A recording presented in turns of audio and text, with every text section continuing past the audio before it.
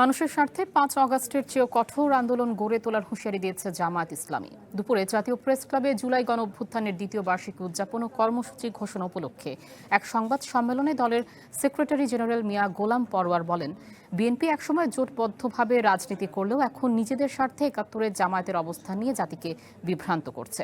বিএনপির মধ্যেই অনেক স্বাধীনতা বিরোধী লোক ছিল দাবি করে জামায়াত নেতা বলেন, অন্তর্বর্তী সরকারের মধ্যে গুপ্ত থেকে ইলেকশন ইঞ্জিনিয়ারিং করে ক্ষমতা এসেছে বিএনপি।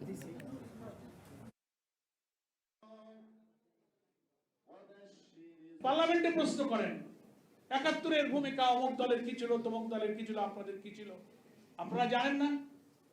সেই পাকিস্তান আমলের সেই সময়কার রাজনৈতিক বাস্তবতায় অনেক রাজনৈতিক দল ভারতীয় আগ্রাসন থেকে বাঁচার জন্য কি ভূমিকা কোন দল পালন করেছিল, সেই দলের সেই সময়কার নেতৃবৃন্দ তার ব্যাখ্যা, তার বক্তব্য জাতির সামনে তারাই তখন দিয়েছে। ষড়যন্ত্রকারীর বিরুদ্ধে, অন্যায়ের বিরুদ্ধে আবার পুনরায় জাতীয় ঐক্য প্রতিষ্ঠা হবে, নতুন বিপ্লবের জাগরণ তৈরি করে আরেকটি বিপ্লব সংগঠিত করে ৯০ স্বৈরাচারের পতন ঘটানো হবে।